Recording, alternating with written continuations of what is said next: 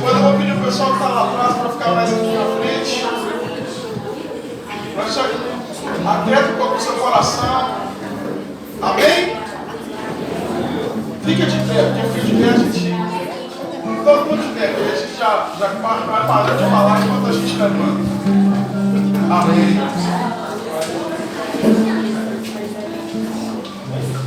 Amém?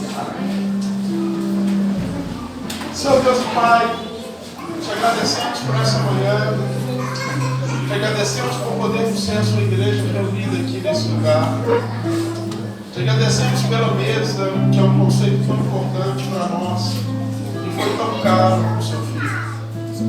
E pedimos ao Senhor que já está ordenando sobre nós a sua bênção, que ela continue sendo derramada enquanto cantamos, enquanto ofertamos, enquanto aprendemos, ó Deus, da palavra do Senhor, a partir da multiplicidade, a partir da interdisciplinaridade que o Senhor, na sua infinita graça, concedeu ao ser humano, para que o ser humano pudesse, pelo menos, vislumbrar um pouco de quem Tu és.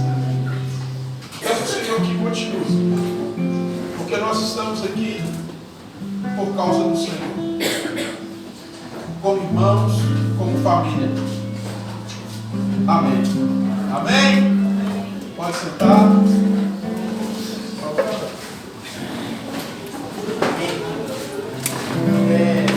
Sinta-se à vontade.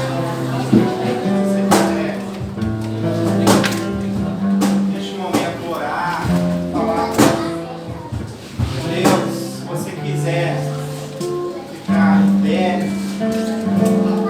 mas se você prepare o seu coração, aquela palavra que estará sendo ministrada nesta manhã, que o Senhor vai estar falando com você desde o momento da sua entrada até a sua saída.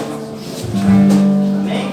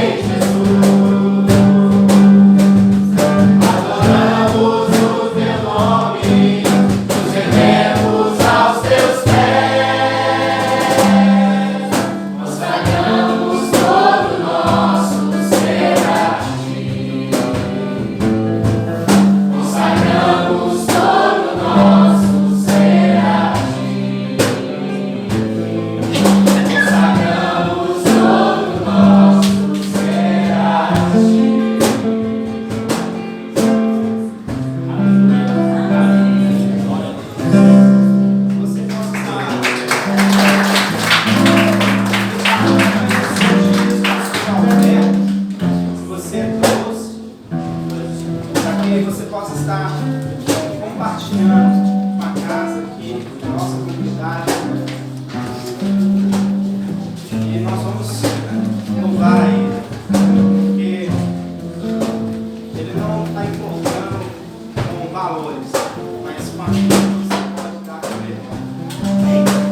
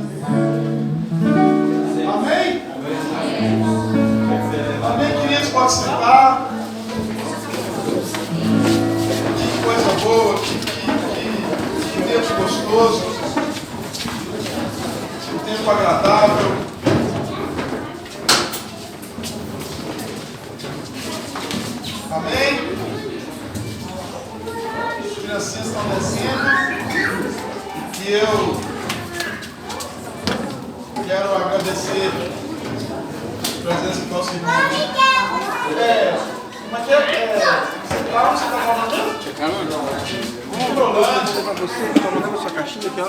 Sua caixinha, bem devagar, bem devagar. Devagar, segura aí pra descer. Era mais do que eu disse antes, quando você falava da casa, que é no máximo para Divinópolis.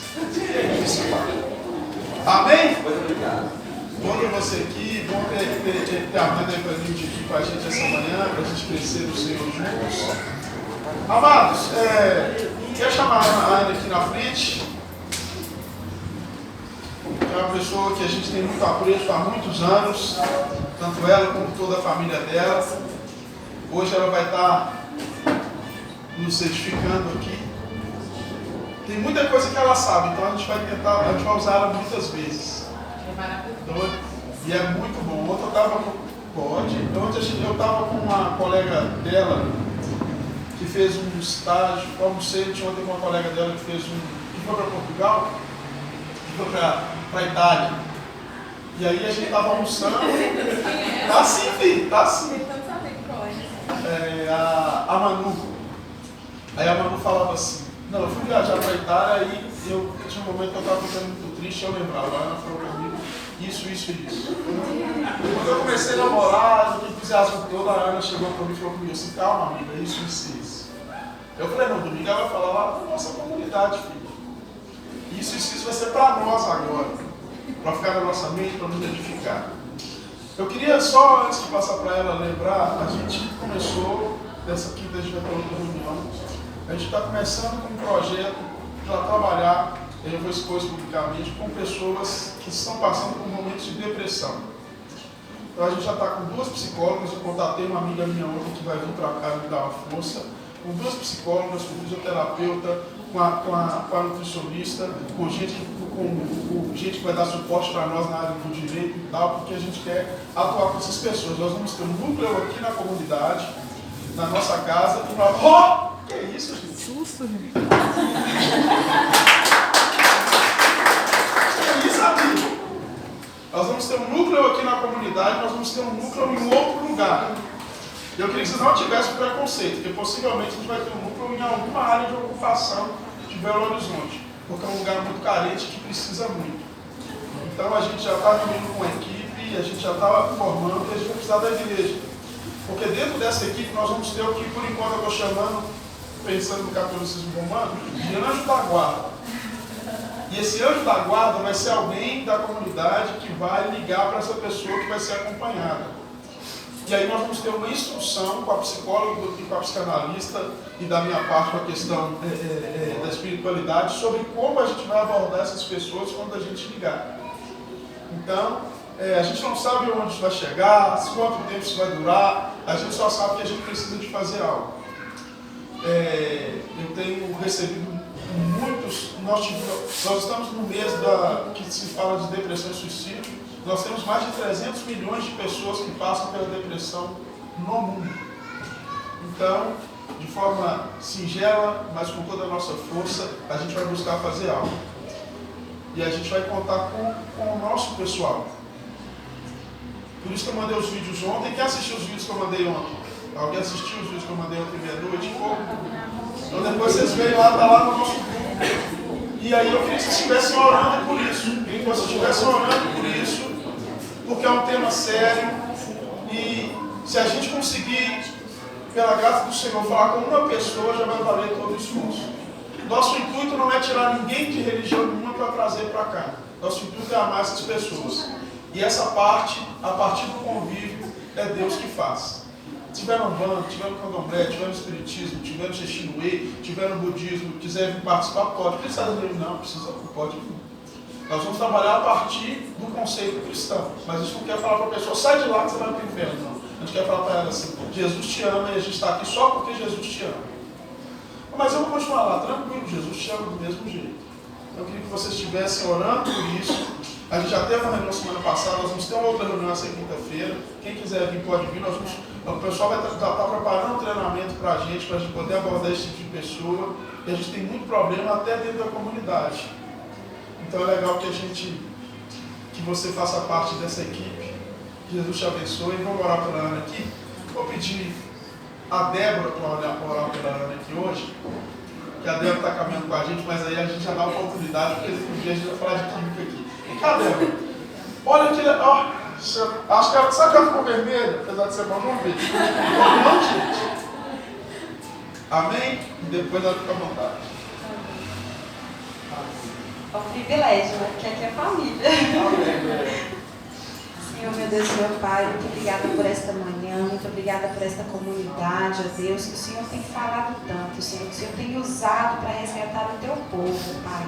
Eu quero colocar diante de Ti, Pai, a vida da minha prima, da Aninha. Pedir, ó Deus, que o Senhor venha resplandecer sobre ela, Deus, a Tua graça, a Tua luz, ó Pai, a Tua sabedoria, que o falar não venha ser dela, Pai, mas que em nome de Jesus, todo o conhecimento, tudo aquilo que ela preparou, ó Deus, venha ser direcionado pelo Teu Espírito Santo. Nós te agradecemos, ó Pai, em nome de Jesus. Amém. Oi, gente, bom dia. É muito bom falar aqui, viu? Pessoas que me viram crescer, que cresceram junto comigo. Está falando da Lívia. Olha só, não, o Ju me viu crescer. Eu acho que a única pessoa que cresceu junto comigo foi a Clay. Nossa. Mas você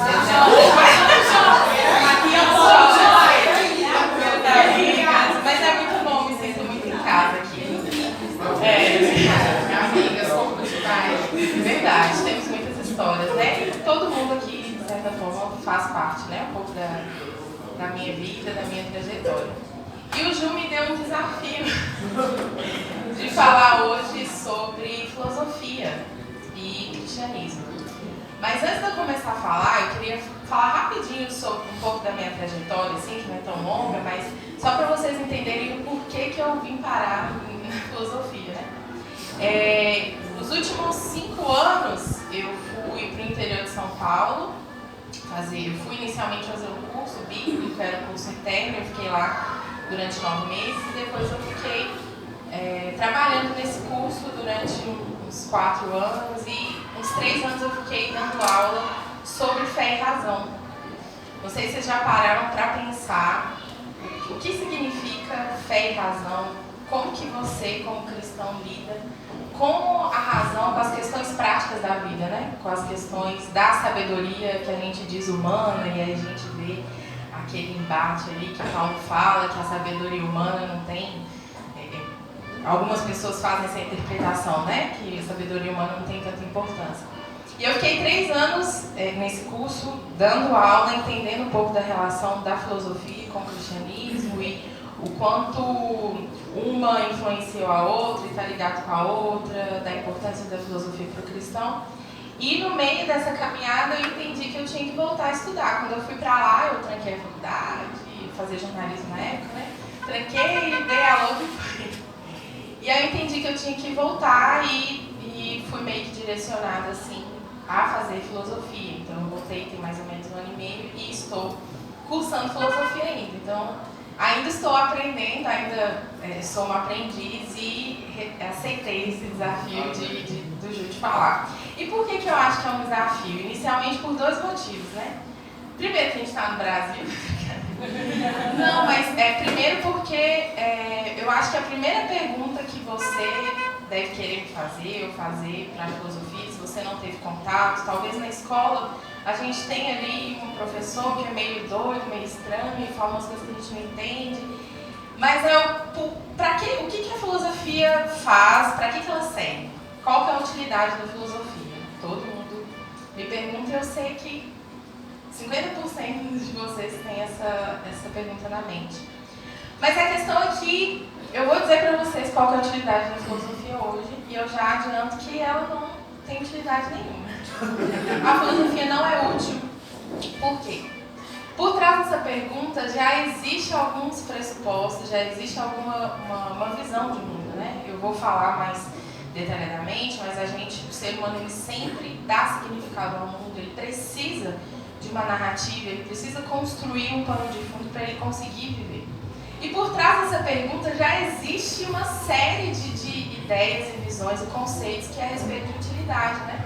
Hoje a gente mede a nossa vida, as nossas escolhas, pelo padrão da utilidade. O que é útil? O que vai me gerar lucro? O que vai ser importante para mim? E a filosofia, ela desde o início, né, que é ali na Grécia Antiga, ela vem contra essa ideia de ter uma utilidade atividade rápida e prática. E existe muita dificuldade em definir o que é a filosofia. Então, mesmo que eu forme, mesmo que eu faça doutorado, eu ainda não vou saber definir 100% o que é, porque tem várias formas de enxergar a filosofia, a história do pensamento é muito diversa. Mas, basicamente, a filosofia tem a ver com essa nossa necessidade natural de pensar a vida, de pensar as questões práticas, de pensar questões últimas da nossa vida, questões existenciais. Então, toda a nossa prática, ela é pautada por uma teoria, mesmo que você não seja consciente dela. Então, você pode falar, eu sou muito prática, eu não gosto de teoria, e eu sou lá e faço as coisas mesmo, eu não preciso pensar. Mas mesmo que você não seja consciente do porquê você está fazendo tais coisas e tais escolhas, por que você enxerga o mundo dessa forma, existe ali uma teoria por trás da sua prática. Então a filosofia ela faz esse movimento de contra esse olhar simplista da vida. Essa questão de ter um olhar óbvio sobre a vida e de não se questionar sobre coisas que para nós parecem muito familiares, mas que se a gente for parar para pensar um pouco, não são. Então a vida ela é um escândalo, é um mistério. Você parou para pensar que quando você dorme, você não tem controle nenhum sobre você mesmo e seu corpo ainda continua funcionando? E aí você parou para pensar que você acorda e tem um céu sobre você, e como isso tudo funciona, por que você existe, e principalmente por que você se questiona do motivo da sua existência. Então é muito difícil a gente fazer esses questionamentos porque a gente vive a nossa rotina e a gente tem um estilo de vida que abafa um pouco essas perguntas existenciais. Primeiro porque elas não têm respostas óbvias, e segundo que fazer esse tipo de pergunta dói, é difícil. Então existe todo um estilo de vida, de rotina e de prazeres e de coisas que a gente tem que se ocupar, e abafa um pouco essa nossa necessidade de repensar e de dar sentido para a vida. Por isso que é tão difícil falar sobre filosofia hoje, porque quando você vai escolher um curso, né, o que você pensa? O que está em alta no mercado. Então, por trás disso tudo, já tem uma visão de como você enxerga o mundo. O mundo é o quê? O mundo é simplesmente matéria, material, e eu preciso usufruir dessa matéria. É dessa forma que você enxerga o mundo, mesmo que você não admita isso. Então, existe toda essa dificuldade mesmo. E a segunda dificuldade é que a nossa tradição cristã protestante, mesmo que no protestantismo, no evangelicalismo, a gente não tem muita essa relação com a tradição, né? A gente não sabe onde a gente veio, não tem essa ligação com a história, mas é fato que a gente tem ali um pai que é Lutero. Então mesmo que a característica aqui dessa comunidade não seja história e tal, o protestantismo veio ali de Lutero. Foi o momento que Lutero ele fez ali as 95 teses, contestando algumas coisas da Igreja Católica Romana, que era uma igreja só. E aí houve essa cisão, né, entre os protestantes e os católicos que a gente tem hoje com os católicos romanos. Mas essa cisão que Lutero fez não foi só uma cisão com a Igreja Católica, né? Lutero ele tinha uma máxima que é ter as Escrituras, né, a Bíblia, como o único fundamento da verdade. Então, ao mesmo tempo que ele fez essa cisão, ele também fez uma cisão, uma ruptura com a própria filosofia e com teorias e visões de mundo que não tivessem a Bíblia como início, né? Então, ele mesmo teve uma série de embates com Aristóteles, com a filosofia. Então, a gente começou daí com o pensamento, mesmo que você não admita, mesmo que a gente não admita, mas no fundo, a gente pensa e age como se isso não tivesse relevância nenhuma, né? Não só a filosofia, mas todos os assuntos da vida. Mas nutrição, não, eu sou crente, mas nutrição é uma coisa ali que eu faço para sobreviver, né? Direito, arquitetura, a gente vive como se isso não fosse importante, como se fosse algo, um anexo da nossa vida. Então a gente, eu gosto muito de ser honesta, né? A gente tem que ser honesta e admitir que nós cristãos não estamos nem aí para essas coisas, mas porque a gente veio de uma ideia de cristianismo, né, que faz essa ruptura com o mundo físico, né? Com o mundo, é como se tivesse um mundo lá, superior, divino, e aqui quando você vem para a igreja, você entra em contato com esse mundo divino. E aí quando você sai daqui, está na segunda-feira, você está no mundão, você está no ferro. O que você tem que fazer? Você tem que se proteger, porque é muito perigoso, então você fica assim, tenso, doido para chegar na igreja, porque não dá para viver, e aí você trabalha para ganhar dinheiro apenas, você precisa sobreviver. Então, também é difícil falar de filosofia por causa disso. A gente tem ainda, né, uma visão dualista do mundo e da realidade. Então, a gente vive com duas mentes, com duas cabeças. Uma, a cabeça que você vem para a igreja e aí você encontra Deus, você louva, você tem contato com os irmãos. É tão bom tudo que a gente vive dentro desse contexto. E outra na segunda-feira. Quando você vai para o seu trabalho, quando você vai para a sua faculdade. Porque a gente não para pensar os pressupostos que estão por trás das coisas que a gente faz na nossa prática, né? Tirando as coisas óbvias que a gente faz, do que não fazer, do que não fazer, a gente não sabe dar significado às outras coisas da nossa vida. E isso aí tem uma longa história, assim, né? E eu posso vir outro dia para falar. Mas, basicamente, esses dois desafios que a gente tem para falar sobre filosofia e que o Ju, né, acabou para falar sobre filosofia. Mas eu queria que a gente abrisse em Mateus 6. Vou usar a Bíblia para ensinar filosofia. Mateus 6.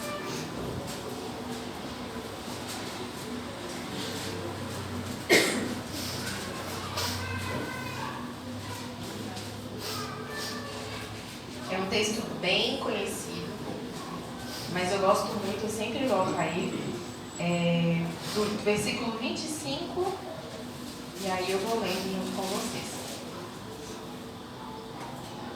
Fala assim: por isso vos digo, isso Jesus falando aos discípulos, né? Não fiqueis ansiosos quanto à vossa vida, com o que comereis ou com o que bebereis, nem quanto ao vosso corpo, com o que vestireis. Não é a vida mais do que alimento e o corpo mais do que vestuário? Olhai para as aves do céu, que não semeiam, nem colhem, nem ajuntam em celeiros, mas vosso Pai Celestial as alimenta. Acaso não tendes muito mais valor do que elas? Qual de vós, por mais ansioso que esteja, pode acrescentar sequer uma hora à duração de sua vida? E por que andais ansiosos quanto ao que vestir? Olhai como os lírios do campo crescem, eles não trabalham nem tecem. Mas eu vos digo que nem Salomão, em toda a sua glória, se vestiu como um deles. Se Deus veste assim a planta do campo, que hoje existe e amanhã é jogada no forno, quanto mais a vós, homens de pequena fé.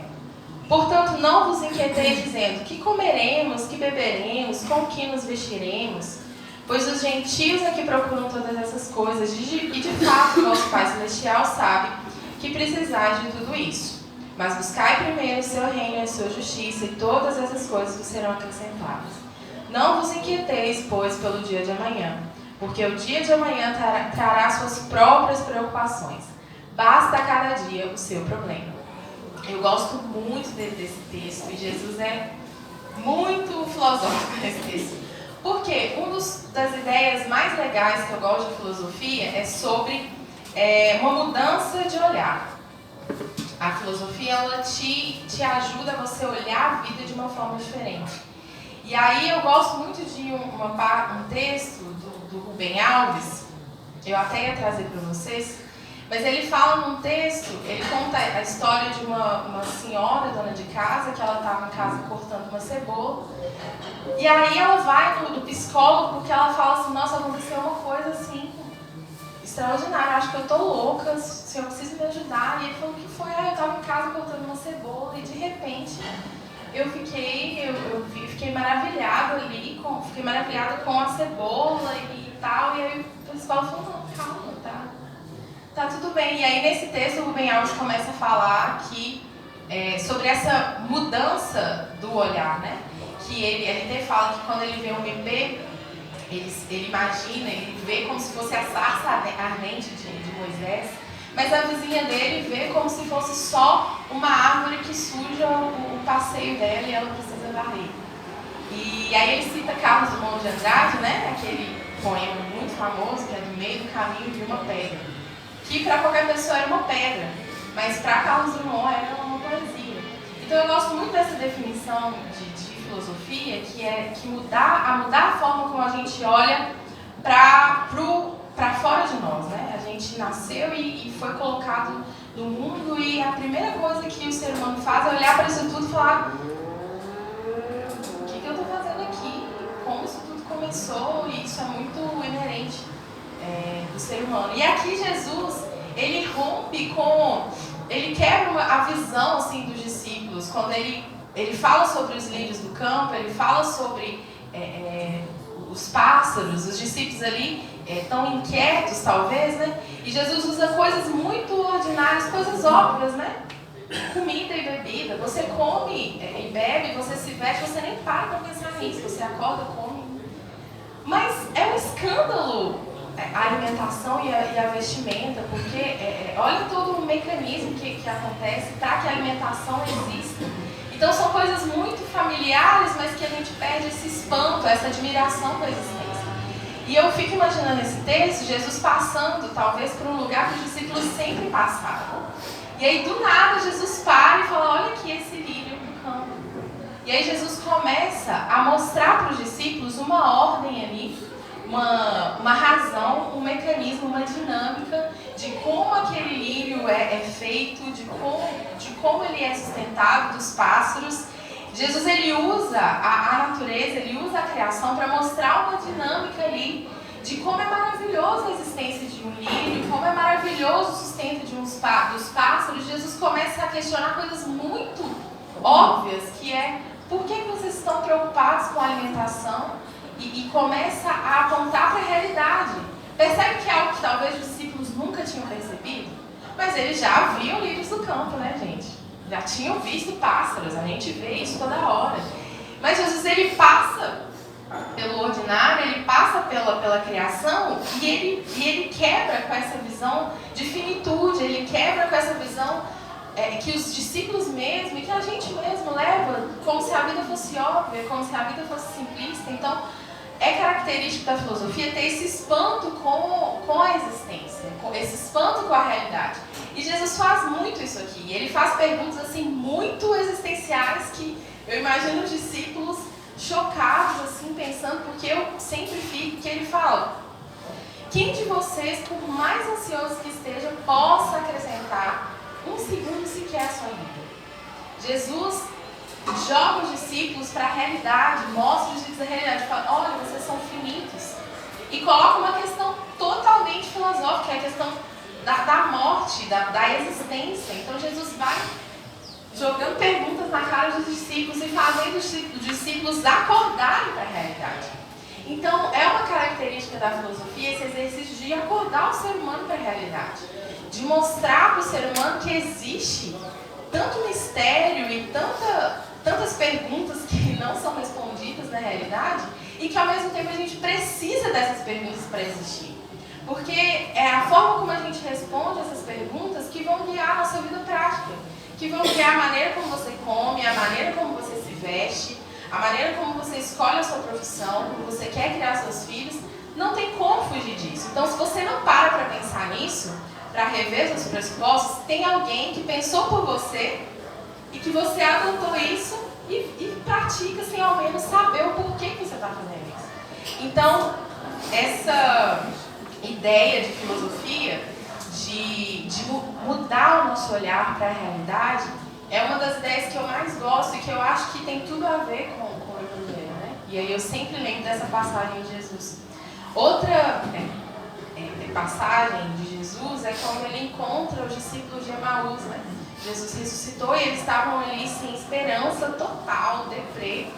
E aí eles vão ver que Jesus realmente era o Cristo ressuscitado quando Jesus senta e parte o pão. Uma coisa tão normal, tão ordinária.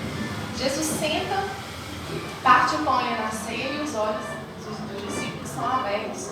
Então, se a gente for olhar a vida de Jesus, o tempo todo ele discipula, ele treina os discípulos a olhar para a realidade. Fala: olha, a realidade não é tão simples, não é tão simplista. Existe uma dinâmica, existe uma racionalidade, existe uma maneira como as coisas acontecem, existe um sentido para a vida. E eu quero mostrar para vocês o verdadeiro sentido da vida, né?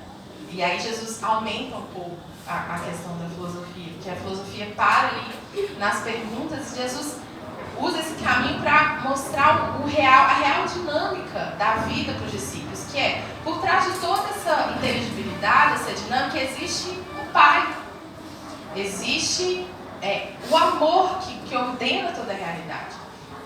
Mas, primeiro ele faz esse caminho. E a nossa vida tá cheia assim, de pressupostos, né? Eu gosto muito de ver também em filmes, a gente sempre vê esses discursos, né? Então, se a gente for ver, por exemplo, o Thanos nos Vingadores, eu gosto muito da ideia ali dos Vingadores, porque é pura filosofia. Qual que é a ideia que o Thanos tem? Todo mundo tem que ver esse filme, gente. Qual que é a ideia que o Thanos tem? O Thanos, para quem não sabe, ele é o vilão da história, então ele é a pessoa má. E qual que é a ideia que o Thanos tem? É uma ideia de eu preciso trazer o equilíbrio, né, para o universo e eu vou ali pegar as pedras do infinito e eliminar. É um terço. Metade da população de forma aleatória, assim, ele não ia escolher. Mas pensa. E ele é movido por uma paixão, né? Por uma vocação. O Thanos é determinado, tanto que ele faz um sacrifício, né? Vou dar um spoiler.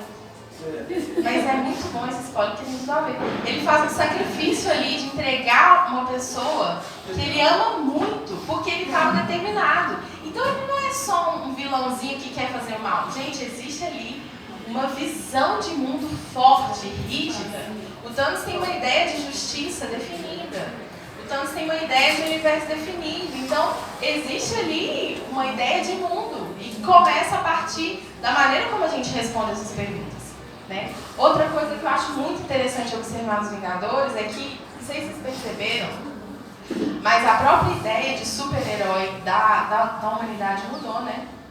Os super-heróis da DC são semideuses, é aquela coisa de cera, né? O super-homem, aquela coisa plástica.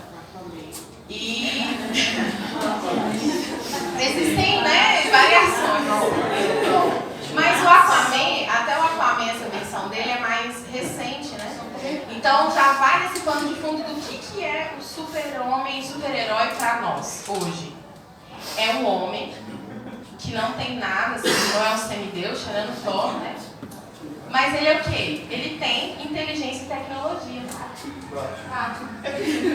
Ele tem inteligência, dinheiro, exatamente. Dinheiro e tecnologia e inteligência. Gente, é nisso que a gente acredita hoje. O que vai salvar, o que a gente pensa assim, né? A gente não tem dia crente e tal. Mas o que vai te salvar é a inteligência e a tecnologia.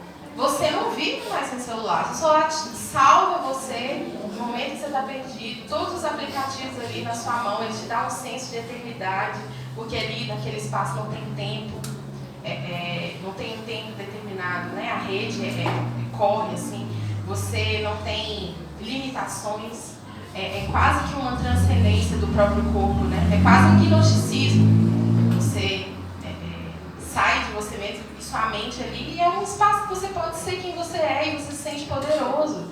Então, existe toda uma relação do homem com a tecnologia, é muito legal. Eu quero muito fazer pesquisa nessa área. Então, percebe que a maneira como a gente vive nossa vida está cheio de filosofias e ideias sobre o mundo que são muito fortes e a gente não para perceber. Outro exemplo que eu tenho pensado muito, só umas teorias, assim, eu gosto de fazer muitas teorias.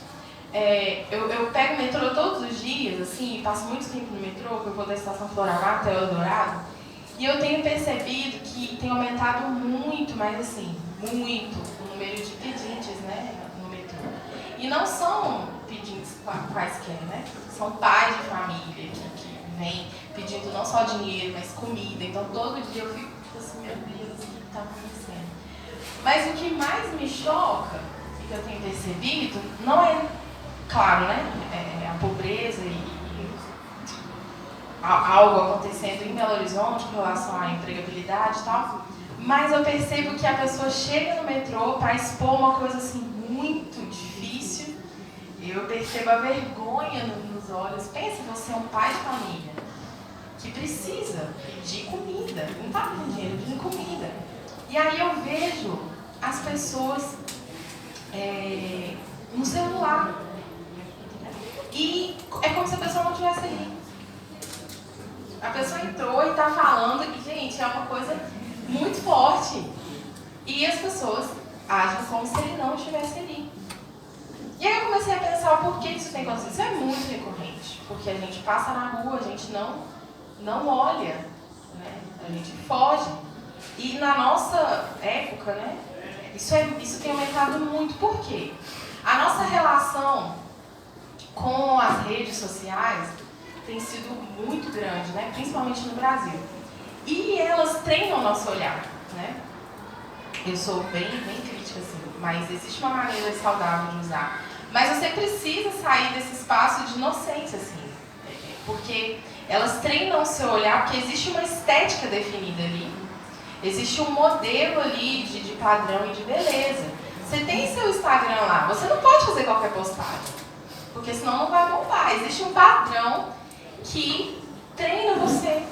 E aí o que você faz de manhã? Você levanta e vai alimentando o seu olhar. O que você faz nos intervalos? Você alimenta o seu olhar. A todo momento você está ali treinando a visão que você tem da realidade, de como a vida é. E aí quando você se depara no metrô com uma pessoa suja, pedindo esmola, é como se isso não existisse na realidade. Você não enxerga a realidade. Porque os padrões de estética, os padrões de vida estão ali, te discipulando, através de imagens. Não tanto através de textos, né? A gente não é tanto assim com texto, mas as imagens estão te discipulando, estão colocando pressupostos na sua mente de como a vida deve ser. E aí você passa sábado à noite em casa, aí você é solteiro e dá uma olhadinha no Instagram. Depressão, total. Por quê? Mudou a maneira como você enxerga a vida, como você se enxerga.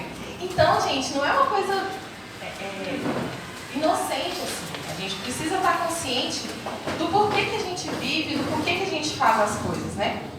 E a filosofia ajuda, esse exercício de ajuda, e Jesus ali em Mateus 6, ele vai jogando perguntas e falando sobre isso, mas a gente precisa pensar em como a gente lida com a realidade. Como você enxerga a realidade? Quando eu falo realidade, é o mundo, é a vida, a existência, o nascer, o morrer, o comer, o beber, o vestir. Como você, cristão, vê a realidade? Como você pensa a realidade? E principalmente eu queria que você pensasse muito como você pensa o cristianismo. Lá em 2 Pedro 3,15 fala que nós temos que estar preparados a todo momento para dar razão da nossa fé a qualquer pessoa que vier nos pedir razão da nossa esperança. E o objetivo da filosofia é trazer um discurso racional a respeito da realidade. Ela pega essas perguntas últimas e tenta construir ali um discurso, um argumento, pensando a respeito de responder aquela pergunta da realidade com pressupostos racionais, com racionalidade. E como você pensa o cristianismo? Se alguém fosse, eu não vou fazer esse exercício aqui, que é muito constrangedor, mas pensa aí alguém chegando para você e falando assim: por que você crê? Por que você é cristão? Aí você vai falar: não, porque Jesus, né, mora no meu coração e eu tenho uma experiência assim, ele mudou minha vida e eu sinto ele no meu coração e assim, é muito poderoso. Aí a pessoa: tá, mas daí? Por que você é cristão? Me dê razão. Me dê argumentos. E aí eu não estou falando de necessariamente de argumentos e provas da existência de Deus, a gente pode ter outras aulas sobre isso, mas eu estou falando de conectar a sua fé à realidade. Tenta dar motivos racionais para a sua crença. Tenta tornar inteligível a sua crença. Porque para nós aqui, nós estamos aqui dentro, faz tudo muito sentido, né? Se você falar, olha, Ana, eu tive tal experiência com Jesus, Jesus é assim, nossa, eu sei. Mas a pessoa que não tem essa experiência, ela não sabe. E a gente vive numa era de muita subjetividade, né? E aí que está o nosso maior problema. Porque a gente não consegue conectar nossa fé com a realidade. A gente não consegue conectar nossa fé com a teoria que a gente estuda na faculdade, com a nossa prática no trabalho, com a maneira como eu dou aula, com a maneira que eu vou à casa, com a maneira que eu escolho minha profissão, como eu crio os meus filhos, como eu cuido do meu dinheiro. A gente não consegue. Tem toda uma construção histórica sobre isso, esse momento que o cristão deixou o espaço público porque restringiu a sua fé só à subjetividade. E é muito importante isso, a experiência interior com Jesus. Mas a gente deixou de traduzir a nossa fé para o mundo. E é por isso que a gente vive, às vezes, como se a gente estivesse nos anos 80. A gente não entende o que o mundo está pensando, as perguntas que eles estão fazendo, porque cada tempo específico tem um questionamento filosófico muito característico daquela época, a gente não sabe. A gente não sabe responder. A gente não sabe traduzir. E aí eu falei, né, como eu falei, a gente vive com duas mentes. Uma mente aqui na igreja, da nossa experiência, que é positiva, mas quer sentimento pior do que a segunda-feira? Quem aqui gosta da segunda-feira? E eu queria dizer que vocês estão muito certos. Não sei por que vocês gostam, né? Recado sem precioso. Mas, gente, o cristão devia gostar muito da segunda-feira. Porque o trabalho para o cristão tem outra conotação, tem outra ideia. E a gente vive a nossa vida com pressupostos de pessoas que não são cristãs, que não têm uma visão de mundo pautada pelo cristianismo. Então, eu não sei se você já parou para pensar nisso, que o cristianismo ele não é uma experiência subjetiva. Se você quer isso, eu te aconselho o budismo, porque nesse sentido é muito melhor. O cristianismo, ele é pautado num fato histórico, na vida e obra de Jesus. A cruz, ela foi fincada num morro, né? Num vale que existiu, sabia? Madeira de verdade. No tempo histórico, Jesus veio num tempo histórico. Jesus, ele era homem. E Jesus, ele deixou não um tratado subjetivo de como você ficar bem, mas ele deixou um sistema de vida. Ele veio mostrar a realidade. Quando a gente fala que Jesus é a verdade, é porque ele realmente é a verdade. Ele realmente, em Colossenses, fala que nele todas as coisas existem. Por meio dele, todas as coisas foram criadas, as visíveis e as invisíveis. Então, em Jesus, ele é como se fosse a força central que segura todas as cordas da realidade, da vida. E a gente precisa aprender a traduzir a nossa fé, a traduzir o Evangelho. Porque Jesus veio oferecer um reino. Ele não veio oferecer uma experiência mística. Não veio oferecer uma experiência de moralidade só. Não, ele veio oferecer um sistema de vida completo. E a gente não sabe disso. A Bíblia ela é o pensamento de Deus sobre a vida. Então, não adianta você citar versículos assim para as pessoas. Tipo, o crente, né, gosta muito de citar versículos. Tipo assim, você está bebendo uma água, aí vem o incrédulo. Ô, gente, se alguém faz isso, nada contra. Mas é que não funciona. Pode funcionar, porque o Espírito Santo, né? Mas aí você está bebendo água lá no seu emprego, e aí o seu amiguinho que não é cristão vem, e aí você fala, posso te oferecer uma água da vida? Uma água de vida. Isso, assim, funciona, mas não funciona tanto. Exato, o Ju falou tudo. Existem tempos, né? E até a falar que não funciona. Pelo menos na minha faculdade, se eu fizer, não dá. Se bem que lá, né, é um contexto diferente. Mas vai na UFMG eu oferecer água da vida pro povo. Água da vida é cachaça. Entende que a gente precisa aprender a trazer a nossa fé? E às vezes é difícil porque nem a gente sabe, porque a gente só decora versículos, né? E às vezes a gente tem questionamentos com a nossa própria fé porque a gente não entende que o cristianismo é uma forma de vida integral, é um sistema de pensamento completo. Então a gente precisa entender a mente de Deus através do cristianismo. Poxa, Deus escreveu um livro, gente. Deus escreveu um livro. Quer coisa mais palpável do que isso? Quer coisa mais histórica? Quer coisa mais prática? Claro que não é um livro fácil de ler, né? Tem várias formas de você ler esse livro que são até perigosas. Mas é um sistema de pensamento. E a gente precisa aprender sobre essa questão de comunicar nossa fé. Porque o cristianismo é um acontecimento histórico, Deus age na história. E as pessoas estão no mundo. Né? Eu não sei se você sabe, mas você está no mundo e é o mesmo mundo de todo mundo, né? Infelizmente, que eu te dar essa notícia. Não existe mundo gospel, é o mesmo mundo. E existem duas barreiras assim, que eu queria falar sobre que nós cristãos enfrentamos nessa relação com a filosofia, que cabe com a nossa, que sempre vai cair nessa questão da nossa relação com o mundo, porque a filosofia se debruça sobre questões da realidade, né? Se debruça sobre questionamentos sobre a realidade.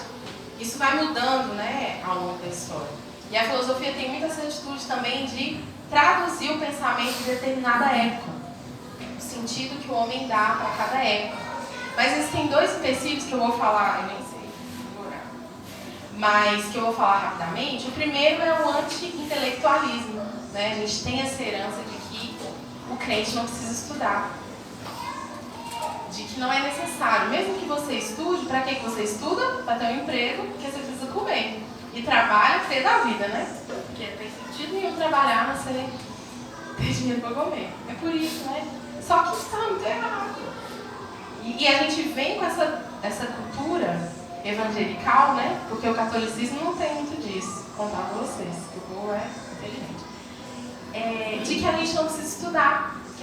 Para que filosofia, para que sociologia, para que entender o que o povo está pensando, gente, eu vou pro céu que eu estou fazendo desde o povo queimar. Só que Deus atua na história, né? Deus atua aqui. Deus atua nas esferas da sociedade. Deus não atua de forma fantasmagórica. Porque Jesus não é um fantasma. Jesus tem um corpo humano. Então, a gente aprendeu isso. Então, é natural. A gente não é incentivado a isso, né? Tem toda uma ideia por detrás disso, que eu não vou entrar mais a fundo, mas a gente é incentivado a não se debruçar sobre isso, como se isso não fosse importante. E aí eu queria que a gente abrisse lá em Gênesis. Tudo que você quiser saber sobre a humanidade, sobre o início, a gente tem que ir para Gênesis. E aí eu queria ver com vocês, rapidinho, uma das perguntas filosóficas mais fortes, antropológicas também, sobre o que é o homem. Parece óbvio, né? Mas a gente não sabe. Gênesis 1, 26, versículos que todo mundo sabe de cor. Mas eu queria só fazer algumas observações. Eu vou ler o 26, depois o 28 e o 29. E disse Deus: façamos o homem à nossa imagem, conforme a nossa semelhança. Domine ele sobre os peixes do mar, sobre as aves do céu, sobre o gado, sobre os animais selvagens e sobre todo animal rastejante que se arrasta sobre a terra. E no 28 ele fala: então Deus os abençoou e lhes disse: frutificai e multiplicai-vos, enchei a terra e sujeitai-a, dominai sobre os peixes do mar, sobre as aves do céu e sobre todos os animais que rastejam sobre a terra. E disse-lhes mais: eu vos dou todos os vegetais que dão semente, os quais se acham sobre a face da terra, bem como todas as árvores em que há fruto que dê semente, eles vos servirão de alimento.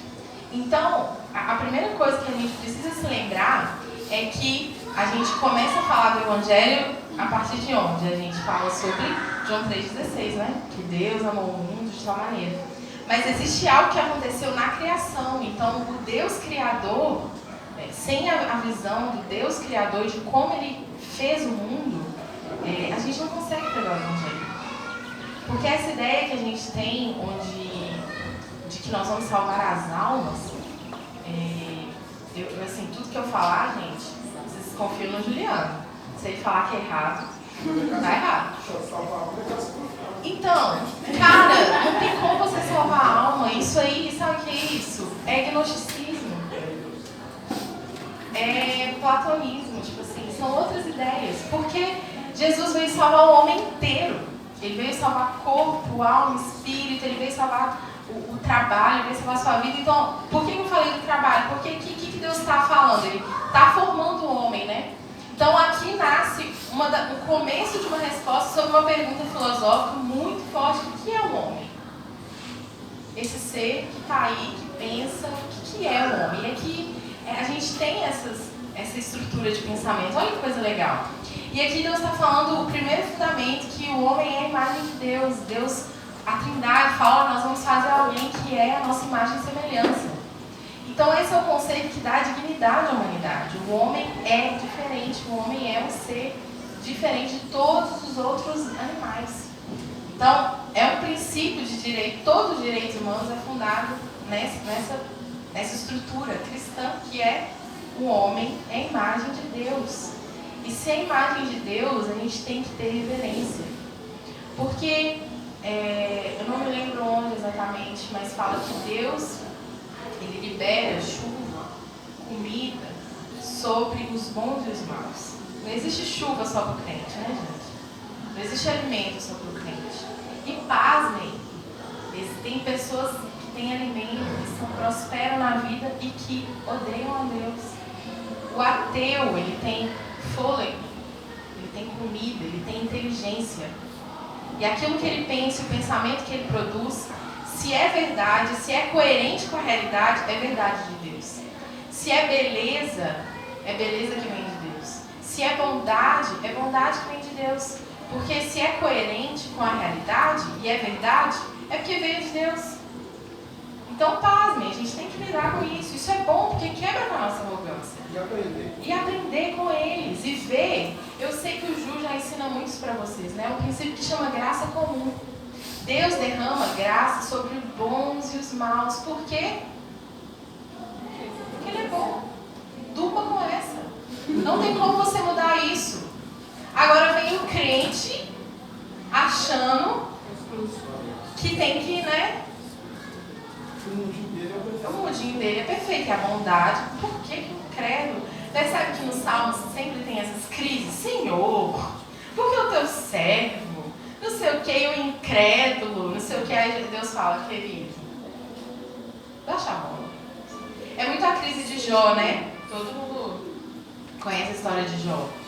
E aí Jó passa, um homem íntegro, e ele passa por uma crise, uma situação de sofrimento. E é nessas crises que nascem, que as perguntas vêm, a filosofia vem de crise mesmo, porque não é um exercício comum, né, do ser humano. Ela vem quando a crise aperta, balança ali, ó, só sobra aquilo que é real. E quando não é real, não sobra nada. E aí Jó começa a falar, mas eu, Senhor, eu sou íntegro, eu sou justo, eu oro com meus filhos, eu faço isso, faço aquilo. E ele passa um tempão só falando. Aí vinha os amigos também para dar explicação, que a gente tenta dar explicação, né, para essas perguntas. E aí o que Deus faz? Deus explica para Jó? O que Deus faz? Eu amo essas passagens. Jó 38, 39. Gente, lê isso, faz devocional com isso. Porque Deus humilha legal a gente. Quando você tiver com problema, lê esses capítulos. Porque a gente tem síndrome de Deus. A gente acha que a gente é Deus. E como que Deus responde a Jó? Ele escancara. Então tá, Jó. Eu vou te explicar um pouco como as coisas funcionam na realidade. Para você entender a dimensão do que é a existência, do que é a vida. Aí Deus começa a falar assim, Jó, onde você estava quando eu lançava os fundamentos das estrelas no céu? Jó, tem um versículo que eu fiquei assim, caramba, Deus é demais. Deus fala assim, Jó, você sabe o tempo do parto da cabra? Você sabe quando os filhotes dos leões abrem a boca clamando a mim por comida? Deus, ele estrutura e cuida de toda a realidade. Então, a realidade é estruturada por essa bondade de Deus e a gente precisa ser humilhado por isso. E o princípio da graça comum é você enxergar a bondade de Deus em lugares que a nossa mente, né, evangélica acha que não, porque é ímpio, né?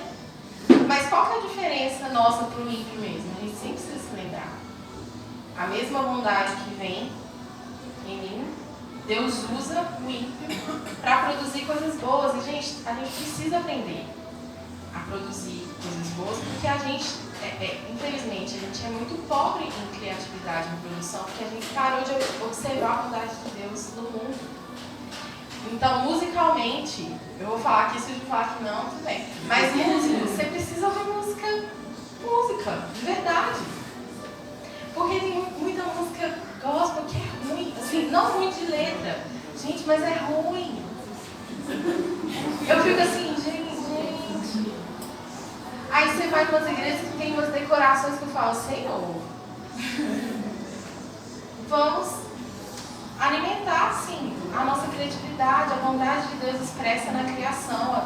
E porque a gente é nascido de novo, então a gente tem o Espírito Santo para redimir todas as coisas, para nos auxiliar naquilo que realmente deve ser completamente eliminado, naquilo que deve ser redimido e naquilo que deve ser totalmente recebido, porque é Deus demonstrando sua bondade. Então tem muitas músicas que eu paro para ouvir, eu faço quase devocional com a música. Eu falo, como que esse cara captou uma coisa que a gente não consegue, os músicos cristãos não estão conseguindo criar letra. Não consegue chegar.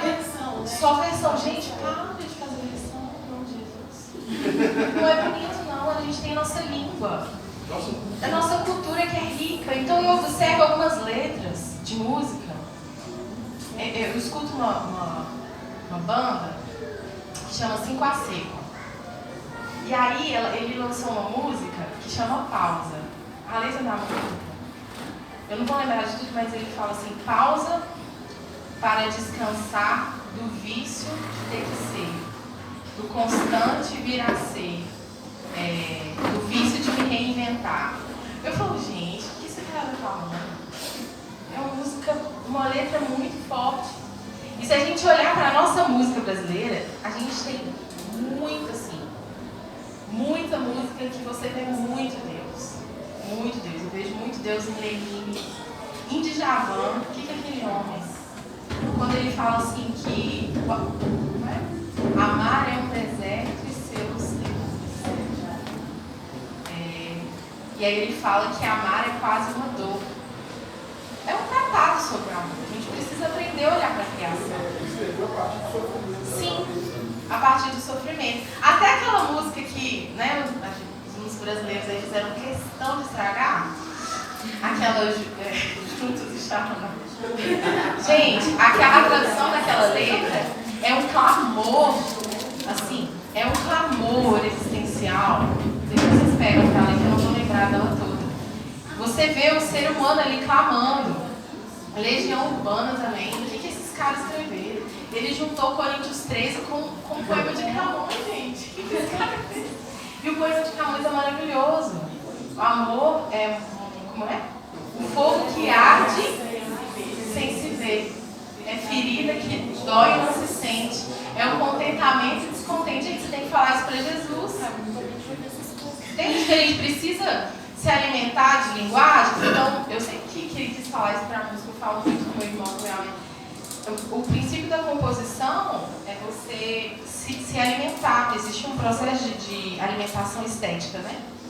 Porque ninguém inventa nada do nada. Por que as músicas cristãs às vezes ficam muito repetidas? A mesma linguagem, né? Jesus, cruz, luz. Fogo, chuva, sal ainda não. Sol. Porque falta linguagem. Então a gente precisa ver Deus na criação e ver a riqueza de Deus. Assim, a gente precisa ficar grandeza de Deus na criação e com a bondade de Deus na criação. E é uma mudança de olhar, né? Isso nos confronta muito, porque quando a gente define muito bem as coisas, a gente tem o controle, né? E com Jesus, com Deus, você não tem controle de nada. Então, é a dica. Quando você está muito no controle, já tá meio errado. Porque ele faz isso porque ele fez com Jó. Vou abrir a cortina da realidade, aí você lida com isso aí. Você se vira com isso aí, entendeu? Então, Deus, voltando aqui pro Gênesis, Deus vai começar a falar sobre a criação do homem, e ele fala que o homem é ele tem um papel importante de ser imagem e semelhança de Deus, e ele vai ter domínio sobre a criação. E não é um domínio só de força e violência, é um domínio de sentido e significado, porque lá, se a gente virar a página aqui no capítulo 2, o versículo 19, no 19 e o 20, eu não vou ler, mas você pode ler aí, fala, é um versículo muito maravilhoso, eu fico assim de cara com Deus, porque ele fala assim, Deus fez os animais, aí Deus não colocou o nome dos animais, né? Aí ele chama o homem para dar nome para os animais, e aí Deus fala, e o nome que ele escolher vai ser. Olha quem o homem é. O homem é esse ser, o homem, né, gente, no sentido de humanidade, né? Vamos combinar. Esse ser que Deus falou, olha, você vai ser dotado de racionalidade, porque essa atitude de dar nome aos animais tem a ver com racionalidade. O homem é dotado de razão, por ser imagem e semelhança de Deus. Deus fez o homem racional para ele olhar a realidade, ver que tem uma inteligibilidade da realidade e dar sentido e significado para a realidade. Olha que escândalo, Deus falou, pense você no Éden, Rafael, o nome que você der para esse bicho aí vai ser, cara, que da hora. Aí Adão fala, tipo assim, é elefante. Não tá, elefante, vai ser assim. Na racionalidade, dar sentido e dar significado, e isso não está restrito a Gênesis, porque Gênesis é o livro da sementeira, né? É os princípios da humanidade. Então esse é o princípio. Deus fez você criador de sentido e de cultura. E o que Deus ordena? Eu te abençoo para você frutificar, para você multiplicar, porque, e aí ele fala ainda, né? As árvores que dão os frutos, que tem semente. Aí vai brotar do nada, gente? O que o homem tem que fazer? Comer a fruta, primeiramente. Viu, gente? Comer fruta e plantar semente, cavar na terra. Sabe o que é cavar na terra? Sujar a mão, arar, plantar, jogar água, esperar porque o crescimento miraculosamente vem da estrutura, da realidade que a gente sabe que vem de Deus, mas que existe uma dinâmica que acontece. E por que a ciência, num certo sentido, é legal? Porque ela vê toda essa estrutura e vê como que ela acontece. E ela não anula o poder de Deus, ela só demonstra o quanto o poder de Deus é racional, coerente, incrível. Ninguém faria uma estrutura desse jeito. E existe esse princípio, o homem ele foi feito como ser de cultura, de dar significado. Então a atitude de Adão, de olhar para o animal, de olhar para o mundo e dar nome, dar um destino, dar um sentido, dar uma identidade. Então o homem foi feito para isso. E o tempo todo a gente está fazendo isso. O tempo todo o homem cria, e aí vem, né, a cultura, que tem a ver com o cultivo mesmo, a tecnologia, tem a ver com a maneira como o homem interfere na terra, porque Deus fez a criação de uma maneira que o homem interferisse nela.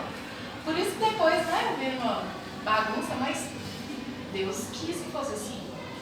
E o homem também é afetado por essa cultura, né? É uma dinâmica. Ele cria, mas também é afetado por aquilo que ele cria. Então, a razão foi algo que Deus deu. A sua mente, o seu cérebro foi algo que Deus deu. E você tem que usar, né? A gente precisa usar. A gente precisa receber os dons que Deus te deu enquanto humano, enquanto criação de Deus, enquanto criatura de Deus, e usar isso para frutificar e para multiplicar. E a gente precisa ser consciente dos pressupostos para a gente fazer um trabalho de criar e de produzir consciente. A partir dessa estrutura bíblica, do pensamento de Deus, criar. Por que é tão perigoso esse movimento que a igreja fez, mas que eu acredito muito na soberania de Deus também? O momento que a igreja historicamente se escondeu no ambiente subjetivo e deixou de ser atuante nas outras esferas, o que aconteceu? O que criou? Pessoas que são que não creem em Deus. Pessoas que produzem, e aí pode ter verdade, sim, bondade, mas são pessoas que não entendem a coerência de pensamento da realidade. E o que acontece? Por que a gente vai na faculdade e aí vem essa ideia, né? De que a faculdade é tomada, né? Por esquerdismo, cara, onde você estava? Entendeu? Que juiz, ladrão, não sei o quê, e a política, não sei o quê. Não, tudo perdido. Tá, mas onde você, cristão, estava? Você que é bancário, você que é advogado, nutricionista, onde você estava, onde a igreja estava esse tempo todo, que deixou a criação assim, sem produzir coisas. Existe uma dinâmica na criação e a pessoa que não tem Deus, ela consegue produzir porque Deus fez assim e vai funcionar. Se você plantar, vai crescer.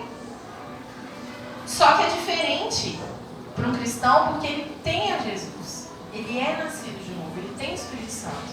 Então ele pode produzir tanta coisa boa. Sair do gueto. Existe tanta coisa boa na área de nutrição que você pode glorificar a Deus. Assim. Descobrir novas receitas, novos alimentos. Sabedoria mesmo.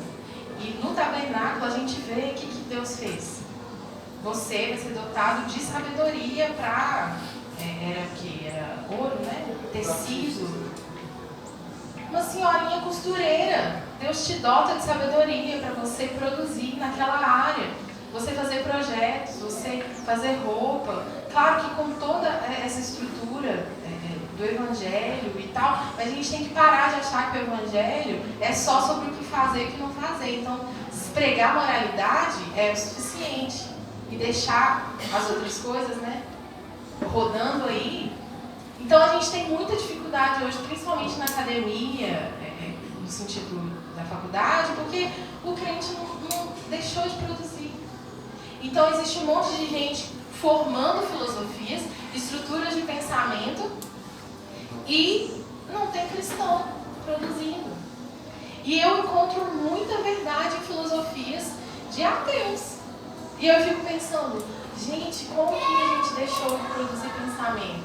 De produzir coisas em todas as áreas da nossa vida. E Deus fez o mundo para ser desse jeito, para produzir. E quando a parábola dos talentos é como se fosse o encerramento, que ali é uma parábola escatológica, né? Fala sobre a volta de Cristo. Deus vai vir cobrar o mandato cultural aqui em Gênesis. O que você fez com a sua existência? Com a sua vida? Cadê aquilo que eu te dei? Tá, você foi para a faculdade, você acha que não tinha nada a ver. Eu te dei possibilidade financeira, eu te dei capacidade. E aí o que você fez? Você só trabalha para ganhar dinheiro e ir para a igreja no domingo. Entende? Essa não é a ideia que Deus tem do mundo, que essa ideia é chata, né? Não sei se você pode pensar, é muito chato, muito sem graça. E Deus é muito grande, Ele é sabedoria. Sabe a multiforme sabedoria de Deus? Em que Jesus habita todo o conhecimento, toda a ciência, toda a beleza, toda a verdade. Ela acontece, ela existe e é dessa forma que a gente tem que ver. Então, essa é uma dos argumentos que eu queria vir para falar sobre essa ideia, né, esse incentivo ao anti-intelectualismo, essa ideia de que você só precisa fugir do mundo, com medo do mundo, porque o mundo pode te contaminar. E de fato a gente precisa ter um discernimento sobre os pensamentos que governam essa época, a cultura que tem moldado essa época, que a gente também é influenciado. Lembra que eu falei da tecnologia? A filosofia também te dá esse discernimento crítico. Na verdade, o cristianismo te dá, né? É que a gente não tem esse exercício de olhar para a realidade. Então tem um filósofo que fala que a filosofia tem muito a ver com você fazer uma leitura do seu tempo. Isso é muito profético, eu acho. Porque você precisa entender o que as pessoas estão pensando hoje. O que o jovem, a pessoa da cidade ou não, o que está pensando, o que está moldando o pensamento da geração. O Ju falou sobre o projeto de depressão. Por que a gente está onde a gente está? Porque o homem, Deus fez a história, né? O homem de uma forma que ele criasse história. E a história está acontecendo. A gente precisa entender como as pessoas foram dando sentido à sua vida e produzindo coisas. E a mente do homem foi mudando. A subjetividade não foi mudando. A gente precisa entender isso. Então, outra coisa da filosofia te ajuda também a entender um pouco o pensamento de cada época. Então, se você quiser estudar, assim, as épocas, né, do pensamento, e claro, você vai falar, mas é difícil, realmente é difícil, mas, gente, tudo é difícil, né? Não tem nada fácil. É o que a gente precisa sempre do trabalho. Principalmente o trabalho precisa ser ressignificado, a gente não gosta de trabalhar. Assim, a gente precisa mudar essa ideia. Ou a gente acha que pensar não é trabalhar. Exatamente. Não, boa. Ou também a gente acha que o que é ser espiritual? Ter ministério e ficar só na igreja. Porque o trabalho não é uma missão, não é uma maneira de glorificar Deus. Então, o Ju, que é o pastor, né, é o que tem missão. Os outros, eu só trabalho no emprego normal. Tipo assim, isso não existe. Exato. Aí, são os dois lados, né? Então, a gente precisa ser incentivado e seja uma comunidade que incentive uns aos outros, assim, a crescer mesmo, a crescer no mundo. A crescer no mundo, porque você tem o Espírito Santo, ele pode regular o seu coração, a sua ganância. Você tem o seu irmão para te apontar e falar, irmão, não é bem assim. Vai crescer, sonha de novo, começa a sonhar de novo. Nesse sentido de que você é um cristão e que está correspondendo ao mandato cultural de Deus e à grande comissão. E para encerrar, um outro obstáculo que a gente tem para se relacionar com a filosofia e com o mundo, porque, né, sempre a filosofia vai te jogar para a realidade e tal, é o medo da dúvida. É o medo dos questionamentos. Porque a gente aprendeu que fé é o quê? Sem responder na Bíblia, né, gente? O que é fé? No senso comum, assim. É não questionar, né? O questionamento, a dúvida de alguém ensinou isso pra gente. Se eu encontrar esse alguém, a gente aprendeu que a gente não pode questionar. E aí, quando eu falo pra muita gente que eu faço filosofia, a pessoa, nossa! Tipo assim, morrendo de medo de eu desviar. Mas eu tenho, as meninas me conhecem assim, eu tenho uma política que é assim. Eu gosto muito de honestidade. Eu acho que o cristão é a pessoa que mais deveria gostar de honestidade. Porque aquilo que não é real, se for abalado, tem que ir embora. E em Tiago fala que a aprovação, ela que produz perseverança. Então, o que vai produzir perseverança na sua vida? A dúvida. A dúvida produz perseverança, porque a dúvida te tira do lugar. E o mais legal é que a filosofia surge de crise. A filosofia, enquanto um sistema, né, ali que nasceu na Grécia, o exercício de filosofar é natural do ser humano. Mas enquanto sistema ali de pensamento, não, vamos pensar o mundo de um discurso mais racional, nasce ali da Grécia num momento de crise. Porque o mito, os mitos gregos, que é a maneira como as pessoas davam sentido, né? Por que o sol é desse jeito? Por que o universo é desse jeito? Por que o homem veio? Aí eles contavam esses mitos, né? Com os deuses gregos e tal. Não estava sendo suficiente, porque existe Nós temos uma necessidade de inteligibilidade. E se você não achar isso no Evangelho, em algum momento você vai querer achar em outro lugar. Porque não vai te sustentar. Por isso que a gente tem um número alto de jovens cristãos que vão para a faculdade. Aí tem dois movimentos. Ou eles não aprendem nada, que hoje a gente não abre a mente a aprender. Ou eles desistem de Jesus. Porque eles encontraram uma teoria que é coerente. E tem muita teoria que é muito coerente, gente. Não é totalmente coerente. Mas existe verdade ali, entende? Que o cristão ele tem essa sabedoria de criar um mosaico. Fulano de tal pensa isso. Gente, existe uma verdade de Deus nisso. Ciclano pensa isso. Gente, que coisa. Na filosofia, quando eu vou estudar, tem muita gente que fala assim, cristão, né? Nossa, mas você vai ler Foucault? Que não sei o quê. Ai, o que eu fiz? Vou ler, estou fazendo pesquisa com Foucault agora. E eu vejo algumas verdades nele ali. É óbvio, gente, que eu não vou abraçar como discurso da minha vida, porque eu já tenho um discurso que me salva. Entende? Mas existe Nietzsche, tipo assim, o próprio exercício do ceticismo, de Descartes, de trazer a dúvida, né? De, tipo assim, uma certa medida, de falar assim, não, eu preciso pensar por mim mesmo, porque às vezes você está pensando, você acredita em coisas que não é você que acredita, você está seguindo a manada. E aí quando você vai para um ambiente diferente, mano, já era, você não consegue, você não fica de pé. Então, a gente não pode ter medo da dúvida, porque a dúvida é que vai trazer a verdade real, a verdade arraigada.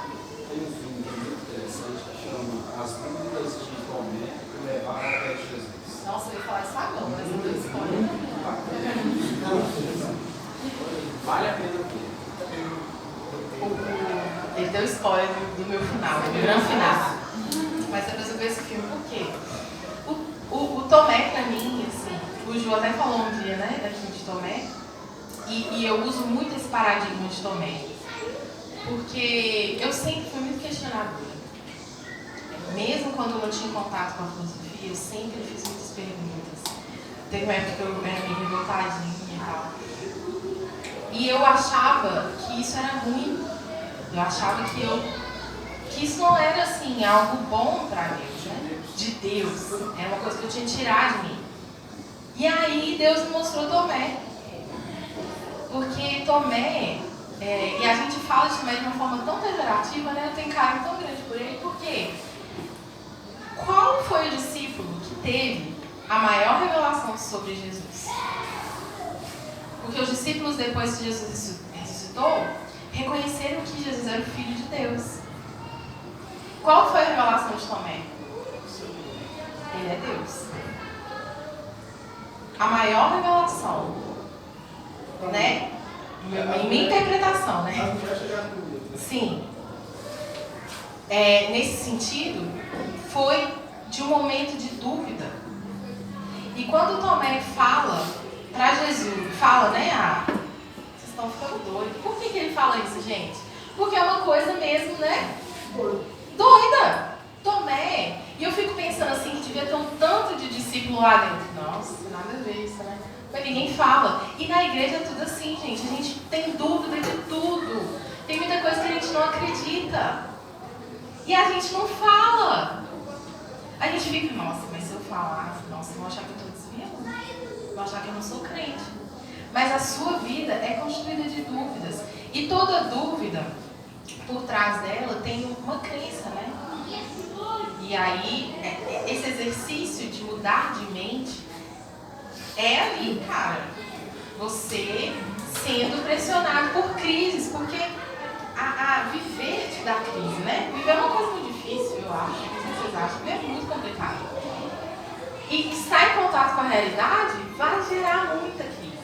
E aí, eu não estou lembrando o versículo, mas quando Jesus fala sobre a semente, né, do Evangelho que cai na terra, e aí uma outra passagem ele fala que a semente somos nós, tem uma coisa desse jeito? E eu gosto muito dessa figura de Jesus. E Jesus é maravilhoso, né? Ele usa umas coisas tão cotidianas, assim, tão práticas. Gente, nós somos a semente, o reino de Deus. É uma árvore que cai mas tem o potencial de ser. E o que Jesus fala? Vocês são as sementes que eu vou lançar onde? No mundo. Na terra. E como que a semente brota? Sufocada na terra. A pressão da terra, a pressão da realidade, a pressão da existência do confronto com a nossa fé, com o mundo, gera uma temperatura que traz para fora o reino de Deus. Por causa do incômodo e por causa desse sufocamento na terra, que ela é quente, tem toda uma dinâmica, né? As maravilhosas da área de saúde, de ciência, deve saber. Tem toda uma dinâmica ali. E é muito legal que Deus usa a própria dinâmica do mundo para ensinar o Evangelho. Porque Jesus é fantástico. Ele usa a dinâmica que ele criou para explicar a dinâmica do reino. Assim, é top, é o melhor de todos. Essa temperatura, esse sufoco, é quando você acha que você vai morrer, é quando você acha que você vai ser sufocado, aí que a vida começa. É no fervo da vida que o reino vai vir. Então ela não vai vir se você se proteger do mundo, se você se proteger da realidade, se você se proteger do incrédulo, se você se proteger do seu amigo que é homossexual, do seu colega de trabalho que é homossexual. Amigo não, porque cristão tem até medo, né, de ter amigo homossexual. Cara, a gente está fazendo um movimento errado. O movimento é falar, Senhor, encontre uma terra para que o Senhor me plante, para eu realmente deixar, eu abrir mão e deixar que esse fervo todo traga para fora. E a realidade é que vai trazer muita coisa ruim também, gente. Muita coisa ruim vai vir para fora de você. Porque precisa vir.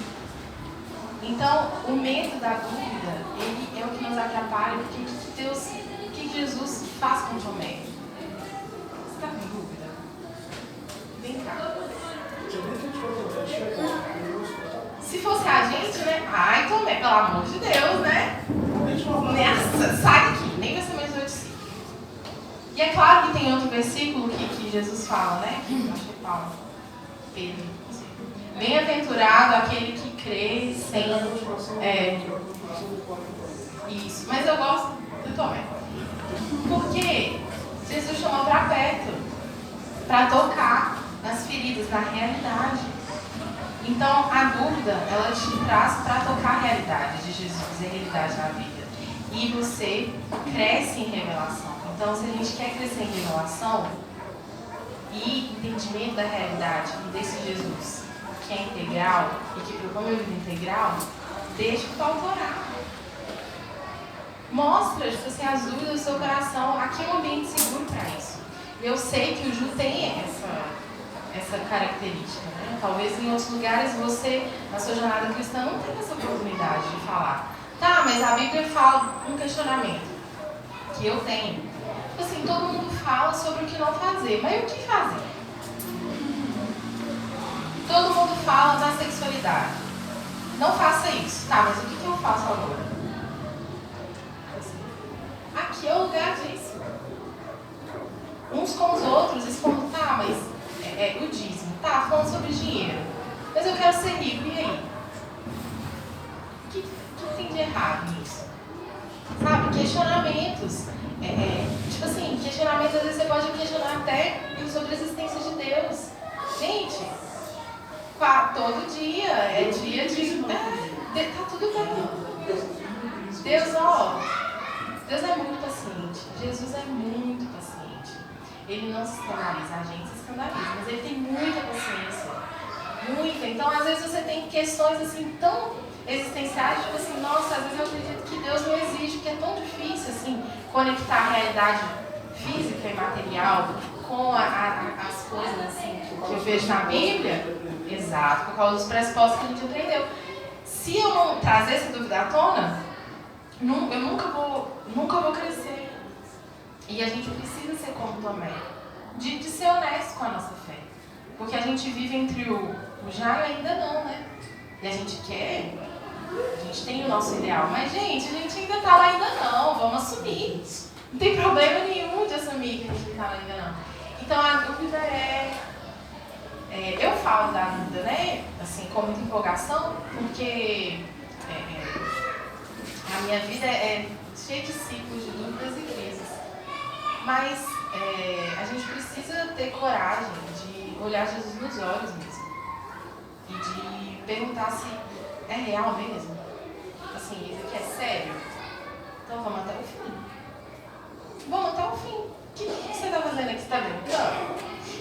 Vamos até o fim, vamos ver o que dá. Vamos entregar, vamos se jogar assim, completamente nisso. Então a gente precisa ter essa honestidade.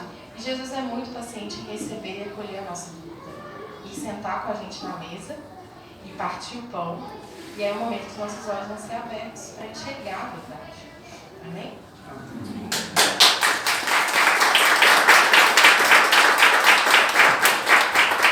Fique na frente ainda, só pra gente. Até amanhã eu coloco então o filme. Ah, legal. Se vocês quiserem. Paga a Copa, eu vou assistir. Galera, muito show. Ela vai estar aqui porque a gente vai abrir para aquele bate-papo do final. Vou perguntar que ela responde. Se tiver dúvida, ela tá. Responda, eu falo, não sei. Mas é muito legal, deixa eu explicar para vocês uma coisa que, um exercício que a gente faz. Eu tenho uma das líderes aqui que, de cada 7 conversas que a gente tem, 5 conversas ela fala assim, estou em crise, eu estou em crise e eu não consigo e tal, aí eu passo um livro para ela ler, que aí é sobre as teologias contemporâneas, entra em crise, porque você pega Barth, depois você pega Schleiermacher, depois você pega... Aí você pega a galera e você entra em crise, porque um está falando uma coisa para outra coisa. Isso é muito legal. E poder viver isso com liberdade é libertador. Poder errar, desculpa, não tem que você pensar, mas poder errar é libertador. Poder, às vezes você saiu da conta, apesar de ir lá para a internet amanhã, vai falar assim, pô, vacilei, eu não posso beber tanto, porque eu fiquei bêbado, eu errei. É libertador, porque a gente para nós tudo é escândalo, mas é libertador, porque Jesus foi escândalo. A cruz foi escândalo, o Evangelho é escândalo, porque é libertador. Porque a galera passou a vida toda pensando de um jeito, Jesus falou o seguinte, vocês fizeram a interpretação errada de tudo. Quando Jesus fala assim, visto o que foi dito, eu porém vos digo, Jesus não está falando que o que o Pai mandou estava errado, ele está falando o seguinte, a partir dos pressupostos que vocês construíram, vocês entenderam tudo errado do que o Pai falou. Os 10 mandamentos entenderam tudo errado. As leis dietéticas entenderam tudo errado. Vocês entenderam tudo errado, não era isso. Vou falar para você o que é. Isso é legal. Daí eu gosto de, eu acho que dúvida, eu até falo, só tem fé quem tem dúvida, porque quem não tem dúvida não tem fé. Se você tem certeza, você não precisa de fé. Você só tem fé se você tiver dúvida. Se você não tiver dúvida, você não tem fé. Eu sei que é meio doido, meio paradoxal isso, mas é isso. Quem aqui já viu Deus, trocou uma ideia, falou, Deus se materializou e você conversou. Aí nessa dúvida de como ele é, ou na ideia do Otto, do Barth, do totalmente outro, você fala, eu creio que ele existe. Essas coisas são loucas, e é legal a gente poder. E isso é evangelho. Quem sabe um dia a gente chega aqui, como a minha amiga Nilza, teve doente essa semana, eu mandei usar para ela saber como ela está. O marido dela escreveu o melhor livro sobre teologia negra do Brasil. Se Deus quiser, no que vem a gente traz ele aqui. Lá eles cantam, lá é só música brasileira. Só música brasileira. Eu falei, quando eu for no Rio, eu vou lá na sua igreja. Ela não é só música brasileira. Eu falei, rapaz, já pensou quando a gente atingir esse nível de libertação e poder louvar a Deus com tudo que a gente tem, com tudo que a gente é? Porque essa frase é legal quando a gente parte do pressuposto evangelical. Mas essa frase está para além disso. Louvar a Deus com tudo que você tem, com tudo que você é. Com toda a sua cultura. Eu lembro de uma líder da Jocum, se não me engano, na Amazonas, a Braulio, que ela falava assim, tem coisa que a gente tem que redimir. Cara, se você tiver o poder de acabar com o carnaval, eu falo, não acaba nunca, você está doido, é uma festa mais bonita que a gente tem, como é que eu vou acabar com o carnaval? Vou redimir. Com o Natal, vou redimir. Com a Páscoa, vou redimir. Com o Dia das Mães, vou redimir. Com o Dia dos Pais, vou redimir. É coisa bonita, é coisa da nossa cultura, é coisa que a gente tem. Então é interessante a gente repensar até a nossa forma de viver e de ser evangélico. E aí sem neura, sem julgar. Ah, o outro fala que é pecado. Ah, meu irmão Cristo, que Jesus abençoe. Tem coisa que ele está muito na minha frente e tem coisa que eu posso estar errado, mas eu acho que eu já fui liberto. E se eu não fui, ainda bem que eu tenho Jesus, esse Jesus eu me colocar no caminho, porque para isso que a gente é comunidade. Viver isso é importante. E a gente chegar aqui, e aí nós temos o problema de achar que viver o Evangelho é abrir um texto bíblico. Já pensou no dia que a gente não precisa de abrir o texto bíblico e falar do Evangelho? Nossa, mas não pode porque é culto. É culto. Judas capítulo 15, 16, citando um versículo versículo 15, 16, citando um versículo do livro de um livro apócrifo de Enoque, que está lá na sua Bíblia e na minha, só que você não sabe porque o cara fala só, tudo que está aqui Deus ditou. Porque a gente até acha que existe um ditado de Deus para que a Bíblia fosse escrita. Mas lá tem um versículo, tem 2 versículos que estão nos livros apócrifos, que você não lê porque o cara falou, não lê não, porque esse negócio do demônio, o negócio do cartoon. É legal. Isso, Paulo também está filósofo lá em Atenas. Então assim, é legal a gente pensar a respeito disso. E eu sei que dói. Talvez eu fale assim, nossa, né, como tem uma amiga me falando comigo assim, quando ela veio congregar com a gente. Sabe por que eu quero congregar aqui? Porque eu sei que eu não preciso concordar com tudo que você fala. Falei, não, é isso aí mesmo, é essa pegada. Até porque não existe ninguém no grau mais elevado. Isso aí são outras religiões que vão trabalhar, essa questão de degraus elevados. O que a gente pede é estudo, leia, tenha pressupostos a partir de um conhecimento que você buscou do Senhor, das suas relações, não só do que o pastor falou. Alguém falar alguma coisa? Alguma pergunta? Fazer algum comentário? Menos Rafael, mentira. Na verdade, agradecer, porque eu acho que é interessante quando você orienta essa coisa que o José falou, porque nos lugares que a gente vai, a gente tem medo de realmente falar o que a gente pensa, né? Na faculdade, por exemplo, tem muito disso. Quando você encontra um ateu, por exemplo, aí eu vou construir aqui, talvez vire uma pergunta, a gente fica com medo, porque às vezes a gente, quando era criança, falou assim, você não pode andar com estranhos. Aí a gente cresce assim e acaba evitando as pessoas quando adulto, enquanto na verdade não há perigo algum. Talvez vai quando criança assim.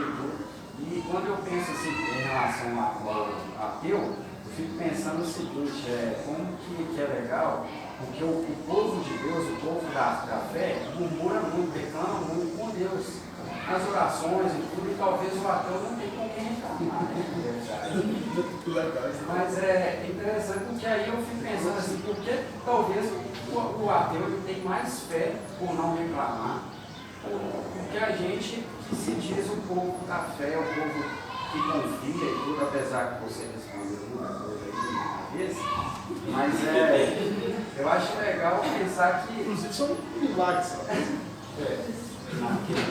Aí eu queria só falar sobre isso, por qual motivo que nós, como cristãos, nós temos a dificuldade de deixar de lado as nossas convenções para poder verificar a convenção que Cristo passou para a gente viver de acordo com aquela convenção cristã.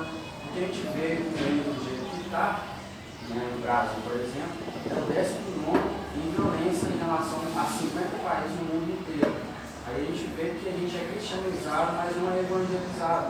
E aí eu queria saber por qual motivo que a gente tem essa dificuldade, se na filosofia reside essa resposta, para que a gente consiga realmente sair daqui refletindo, filosofando, né, fazendo o que você nos incentivou, e aí entender porque lá no mundo fala assim, você tem que ser um empreendedor, você tem que ser um homem de sucesso, você tem que correr atrás, você está perdendo tempo. Né? Esse mundo fala muitas coisas para a gente, não que seja errado, mas a palavra de Deus fala, não fique ansioso, calma, estou com você, eu estou levando o seu fardo, calma que eu estou cuidando de você. E aí a gente fica nesse dualismo que você falou. A gente fica tentando achar qual é o melhor para a gente e a gente já sabe que a convenção de Deus para nós é o melhor. E por qual que é o motivo que a gente tem a dificuldade de mudar as nossas convenções? Porque as convenções são determinadas pelos fatos. E os fatos eles mudam. Qual o motivo então a gente não muda as nossas convenções? Qual o motivo a gente tem dificuldade de deixar de viver que a gente vive no mundo, mas viver a palavra genuinamente?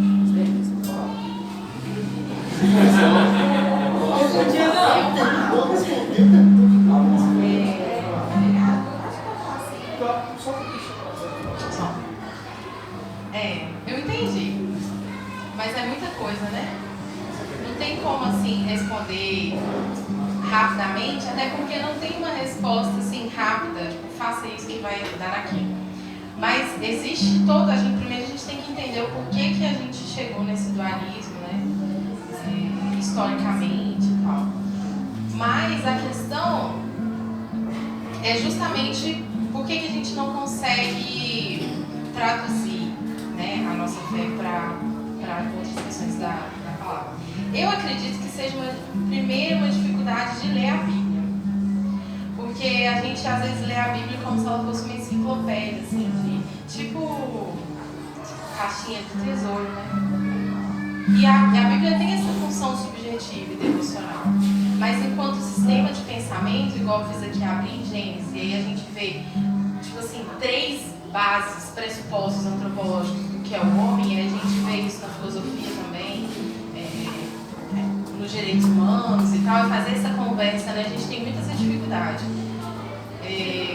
Eu acho que tem muito a ver com medo também, né? De perder a fé. A gente tem muito medo de perder a fé. Mas eu acho que a partir do momento que a gente tem medo de perder a fé, que ela já foi embora há muito tempo. Porque não é a gente que segura a fé, né? É ela que segura a gente para não cair. Mas você falou uma coisa interessante sobre essa nossa relação do ateu, né? Da relação com o ateu, assim. Uma coisa muito legal da gente pensar é que a gente vive no mesmo mundo. O mesmo mundo que o ateu vive, e o mesmo mundo que você vive. E por que a gente tem muita dificuldade de conversar com o ateu? Porque a gente não enxerga a realidade como realidade de Deus, como criação de Deus. A gente não entende como a vida funciona. Então a gente não consegue dialogar. Porque como você vai dialogar com o ateu? Nossa, sabia que Jesus te ama? É um ateu. Cara, mas eu não acredito nisso. Aí você fala, não, mas você tem que acreditar. Já perdeu. Como que você dialoga com pessoas que não são cristãs? A partir da realidade. Então, às vezes, você vai começar a conversar com uma pessoa que não é cristã, falando de, talvez, dinheiro, falando sobre família, falando sobre uma filosofia, uma teoria social. Você pega um aspecto da realidade e começa a falar sobre aquele aspecto, e como a sua mente tem ali os princípios do cristianismo, ali você já consegue falar do evangelho. O problema é que existe todo um trabalho antes, né? Isso, que é apologética, né? A filosofia, ela atua como apologética, que é uma janela, uma ferramenta que vai te conectar com a realidade da pessoa, porque a gente precisa ter compaixão. A gente evangeliza muitas vezes sem compaixão, sem entender a realidade do outro enquanto indivíduo, a imagem de Deus. Então, quando você chega para um ateu, você tem que chegar. É precioso para Deus, que ele é a imagem e semelhança de Deus. Então, e aí você começa a entender a realidade, aspectos da realidade, ver verdade de Deus nesses aspectos, e começa a conversar com ele. E tem várias coisas, né? Mas também a gente precisa se relacionar. Que até em teoria do conhecimento, em epistemologia, existe um princípio que chama o princípio de deferir a autoridade a outra. A gente acredita em coisas não porque a gente sabe que é verdade, né?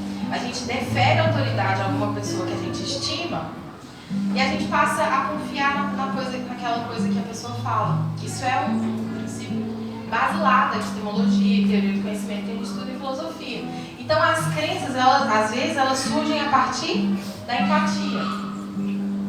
Então, é relacionamento, né? Você precisa se abrir a sua humanidade, abrir sua casa, para trazer o incrédulo e ter paciência em ouvir. Gente, a gente precisa ouvir. Das áreas, né? Dificuldade de se abrir um relacionamento para novos pensamentos. Sim. E aí entender a profundidade, talvez, que Deus falava lá de forma tão simples, mas tão profunda, mas ele já como assim, eu já sei disso. Já tá, não, eu já sei, pastor está falando isso, eu já sei. Mas aí não se coloca, não se deixa ser afetado por um pensamento mais profundo. Quando a gente leva esse tipo de coisa, fica chato. Então, assim, eu acho que é relacionamento mesmo da leitura. Sim, estudo, né? Não tem como a sua mente mudar e você entender coisas da realidade sem estudar. Né? Deus fez um livro aí para a gente estudar. Eu lembrei de atribuir essa lenda a Platão, que certa vez ele conversando com a pessoa falou com ele, existia um sábio semita, que da onde veio toda a história do cristianismo e tal, aí é outra longa história, e um filósofo ateniense. E aí eles estavam conversando, aí o sábio semita falou com ele assim, é interessante, parece bobagem, mas é interessante, ele fala assim com o filósofo, que estava tentando explicar o mundo, aí o sábio fala assim, jovens atenienses. É porque o sábio está mostrando, nesse discurso lá que atribui-se a Platão,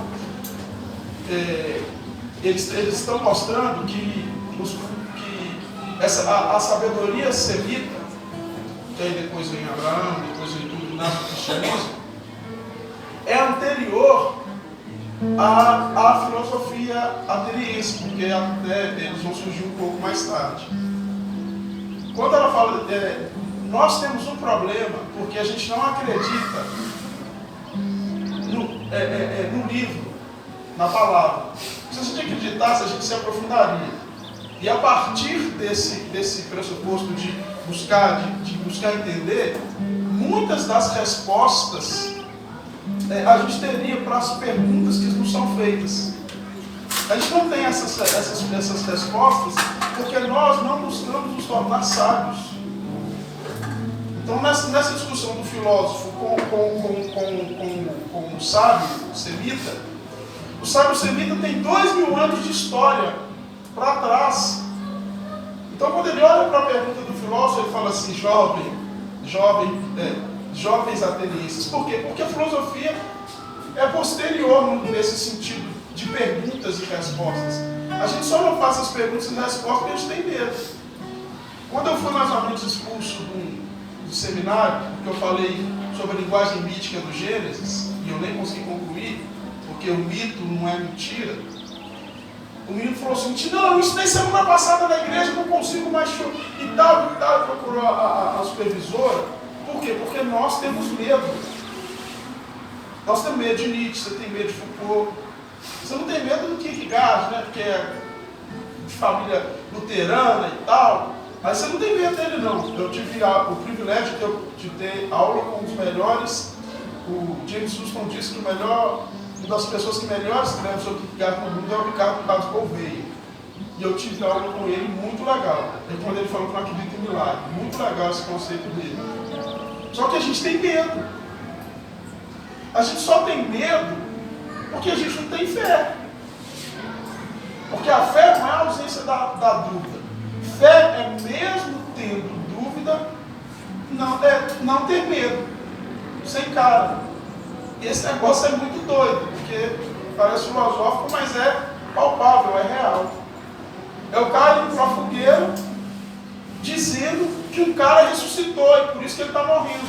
Os caras, mas assim, o que é isso? É Paulo, se foi decapitado, não sei, mas morrendo em Roma por alguém que ele nunca viu. E você sabe por que ele crê em Jesus? Não é simplesmente pelo encontro no caminho de Damasco. Ele só pode crer em Jesus porque ele tem o conhecimento da Escritura. É a Escritura que solidifica a fé dele. Ele não viu Jesus, mas ele falou, tudo foi falado, se cumpriu nele. Esse negócio é muito doido, é muito legal. A gente está estudando sobre Paulo aqui na terça-feira, isso é muito legal. Só que a gente acostumou com o evangelicalismo. E isso nos tirou da existência. E quando a gente sai da existência, a gente sai de tudo. Porque a gente não consegue nem questionar. Porque você saiu da existência. Se você saiu da existência, você saiu de tudo. Então você se tornou alienado. E uma coisa que Jesus não foi alienado. Nós somos Jesus, não. Ele ia para uma festa, ele sentava e bebia com os amigos, ele comia. Falar isso até assustava. Como o Marlon, certa vez ministrando, eu segurei um pouco. Quando a gente abriu a comunidade, ele falou o seguinte, Jesus fazia o cocô. Aí eu segurei para não dar vazão relação a muita coisa, porque não era o lugar de falar. Mas eu falei, poxa, e pessoal, a gente sai da existência. Porque você crê num Jesus que só foi transcendente. Aí é gnosticismo, aí é bionismo, quando a gente for estudar a história da igreja. Por quê? Nós somos parte de uma herança. Se a gente for estudar a história da igreja, nós vamos ver os ebionitas, que criam que Jesus era um ser incorpóreo. É importante. Eu queria que você entendesse que essa manhã foi uma manhã de grande graça, de grande unção, de grande derramamento do Espírito. Assim, se você não entender, para mim foi. O único arrependimento que eu tenho é de não ter trago meus negócios para anotar, mas como eu vou ouvir isso mais umas 3 vezes quando for postado, aí eu faço minhas anotações. E é muito bom ela falar assim, essa pegada, irmãos, pega a pegada. Ela falou o seguinte: não, da próxima vez a gente fala. E essa parte aí eu decorei, pai. Não, da próxima vez eu falo. Não dá para falar tudo, eu vou falar outras vezes. Ou seja, quando eu vi isso aí, eu falei, resposta do Senhor já está na agenda. Porque esse espaço de fala, e eu quero orar para que esse espaço de fala não seja só pela manhã, mas dos nossos cultos à noite, é um espaço de fala para se crescer a partir dessa experiência com Deus, de chorar, se você quiser chorar, mas também de entender, de criar casca no futuro. Amém? Amém. Alguém falou mais alguma coisa? O meu não é tão grande igual do Rafael, não, não sei onde você estava, mas é a resposta da minha oração. Bom? Quinta-feira, estou passando por muitas dificuldades sentimentais, emocionais, e os irmãos não sabem, mas lá no interior lá tem tantos de conflitos. E eu estava orando, falando assim, meu Deus, parece que eu não estou fazendo nada. O que está acontecendo? Parece que a igreja está morta, parece que não tem nada. Parece que eu estou parado. E eu falando assim, eu preciso, minha mente precisa mudar, E minha mente foi mudada hoje de manhã. E uma outra coisinha que eu fiquei feliz, porque eu estava triste por isso, mas eu fiquei feliz. Que eu entendi que Deus está me usando lá no trabalho. Entendeu? Lá no meu trabalho, eu estou sendo mais crente do que dentro da igreja. Porque lá no meu trabalho as pessoas me perguntam as coisas. Lá no meu trabalho as pessoas me questionam e falam comigo assim, mas isso, professor, mas eu sou assim porque eu sou humano mesmo, e você também não é humano, então vamos nossos erros aqui, a gente vai crescer. Então, assim, às vezes a gente está deixando de ser eu, né? Falar, a gente não fica muita gente, mas eu achando que estou deixando de ser crente, na verdade eu estou sendo mais crente. Tá? Isso para mim foi muito bom, ninguém fala, tá? Deus te abençoe. Amém. Traga de novo que eu preciso ouvir mais. Vai vir muitas vezes. Mais alguém?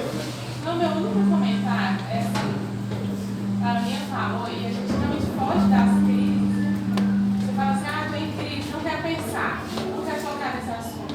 Mas é exatamente tocar no assunto, questionar aquilo e daí então, deixa eu funcionar essa maravilhosa sobre crise.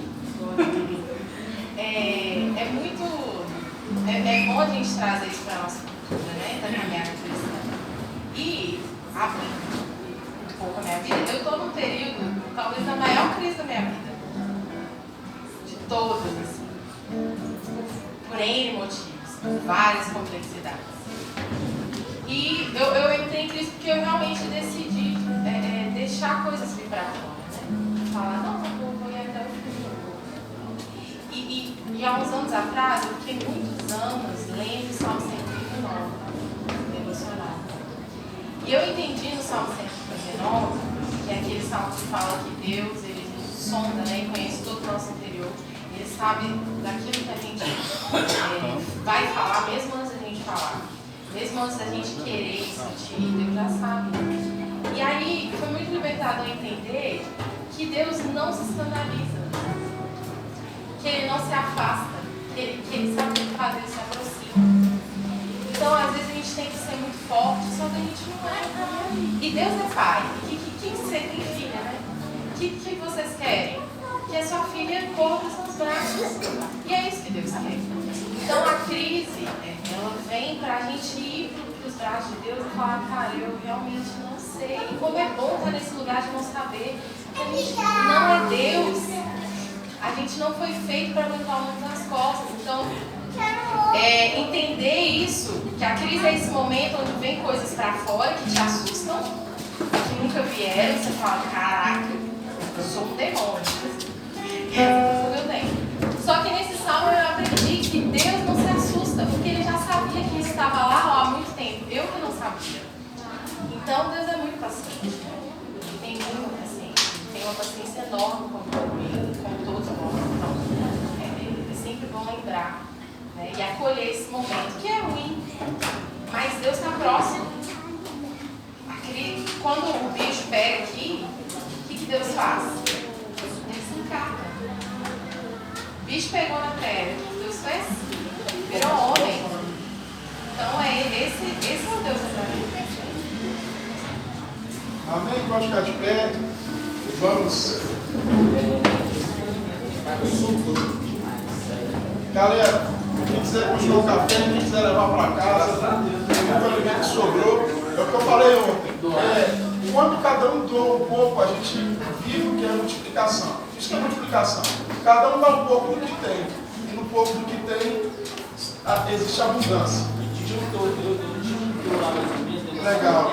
Tem sacolinha lá, ó. A gente colocou tudo em cima da mesa, tudo certo. Ó, aí, o pessoal quiser levar para casa, então doar para alguém, tá? Amém. Quem aqui? Não deixa o descer primeiro. Quem aqui cresceu muito essa manhã? Amém. Amém. Pai, muito obrigado por essa manhã aqui. Que é isso? Que é isso? Muito obrigado mesmo. Continua abençoando a vida da Ana, guiando a Deus para o seu propósito. Lógico, a nossa oração é que o propósito dela seja aqui, mas o Senhor é que sabe. Quem pode falar amém comigo? Amém. Mas isso aí é com o Senhor. Lógico que a gente dá aquela força, trabalho emocional, a oração a gente falha mesmo. Mas tem sido muito bom e sempre foi muito bom ouvi-la, conviver com ela e aprender. Esse espaço aqui é o espaço do Senhor. Esse espaço é do Juliano, não é do Juliano, não é o espaço da Leila. Esse espaço é do Senhor e a gente quer que o Senhor traga as pessoas para nos edificar e que na comunhão nós edificamos uns aos outros. E muito obrigado por ter trago a Ana nessa manhã. Muito obrigado por nos ensinar que o Senhor está para além dos nossos conceitos e está para além até mesmo da nossa teologia. Muito obrigado. Nos abençoe. Que o que ouvimos agora pela manhã caia numa terra boa e que gere crises na nossa mente. Que possamos culminar, que não percamos isso, que não seja algo para a esfera da religião, para essa esfera aqui, mas que seja algo que levemos para a vida, para a glória da Trindade. Amém. Até terça-feira, que Jesus te abençoe.